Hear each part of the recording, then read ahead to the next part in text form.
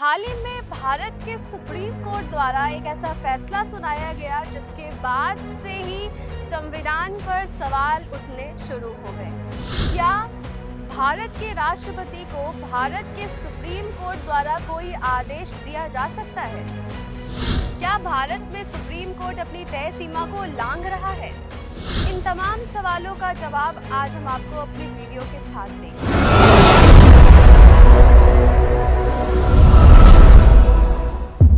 नमस्कार, मेरा नाम साक्षी चौधरी है और आप देख रहे हैं नोएडा व्यूज। 8 अप्रैल को भारत के सुप्रीम कोर्ट ने एक ऐसा फैसला सुनाया, एक ऐसा निर्देश दे डाला जिसके बाद से ही सत्ताधारी पार्टी यानी कि केंद्र सरकार यानी कि बीजेपी सरकार सुप्रीम कोर्ट के फैसले को ही चैलेंज करने की तैयारी में जुटी हुई है। जी हाँ, भारत में राष्ट्रपति को संविधान का संरक्षक कहा जाता है,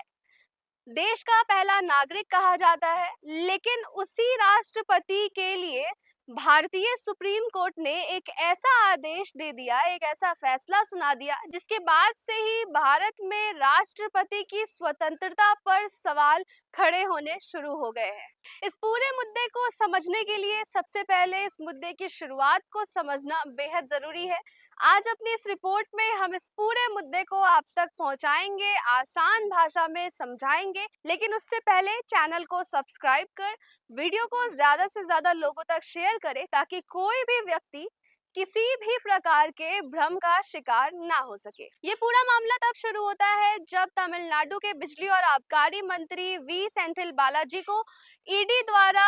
मनी लॉन्ड्रिंग केस में गिरफ्तार किया जाता है, जिसके बाद 29 जून 2023 को राज्यपाल आर एन रवि द्वारा वी सेंथिल बालाजी को तत्काल बर्खास्त कर दिया जाता है, जिसके बाद तमिलनाडु राज्य सरकार द्वारा एक विधेयक को पारित करने के लिए उसे राज्यपाल आर एन रवि के पास भेजा जाता है। चूंकि भारत में राज्यपाल के पास ये अधिकार होता है कि वो किसी भी संसद या किसी भी विधानसभा द्वारा पारित किसी भी विधेयक को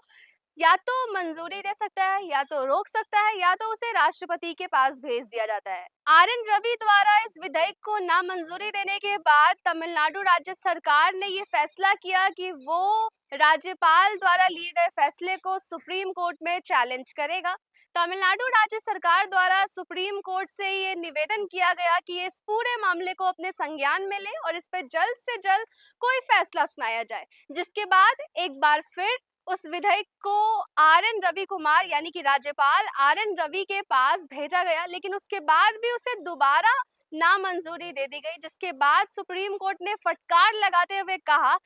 कि राज्यपाल के पास अधिकार होता है कि वो किसी भी विधेयक के लिए एक फैसला सुनाए, लेकिन अगर कोई एक फैसला ले लिया जाए उसके बाद उसे राष्ट्रपति के पास नहीं भेजा जा सकता है। चूंकि इस पूरे मामले में आर एन रवि ने विधेयक को नामंजूरी देने के बाद उसे राष्ट्रपति के पास भेजा था, इस पर सवाल उठाते हुए सुप्रीम कोर्ट ने 9 जून 2025 को एक ऐसा फैसला सुनाया, जिसके बाद से ही जो सत्ता और सियासत की जो जंग है वो एक बार फिर से शुरू हो गई है। सुप्रीम कोर्ट द्वारा ये निर्देश दिया गया कि एक तय सीमा के अंदर अंदर इस विधेयक पर विचार विमर्श किया जाए और इस पर कोई एक सटीक फैसला सुनाया जाए। जी हाँ, ये निर्देश देते हुए सुप्रीम कोर्ट ने राज्यपाल के साथ साथ राष्ट्रपति को भी ये निर्देश दे दिया। इस बीच अब सबसे बड़ा सवाल ये उठता है कि क्या भारत के सुप्रीम कोर्ट द्वारा भारत के ही राष्ट्रपति को किसी भी प्रकार का निर्देश या आदेश दिया जा सकता है? इसका जवाब है कि नहीं, भारत के सुप्रीम कोर्ट द्वारा भारत के राष्ट्रपति को किसी भी प्रकार का आदेश या निर्देश नहीं दिया जा सकता है। हाँ, लेकिन कुछ मामले ऐसे होते हैं जहां पर सुप्रीम कोर्ट से भारतीय राष्ट्रपति कोई परामर्श या फिर कोई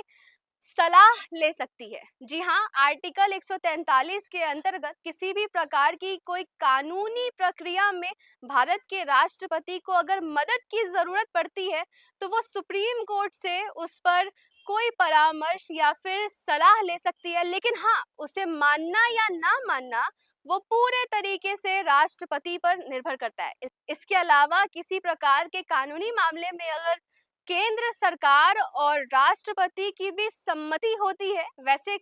वैसे मामलों में अगर सुप्रीम कोर्ट द्वारा किसी प्रकार का फैसला अगर सुनाया जाए तो उसे केंद्र सरकार के साथ साथ राष्ट्रपति को भी मानना पड़ता है। जी हाँ, उसे केवल और केवल एक निर्देश के तौर पर मानना जरूरी होता है ताकि भारतीय संविधान और भारतीय कानून की रक्षा हो सके।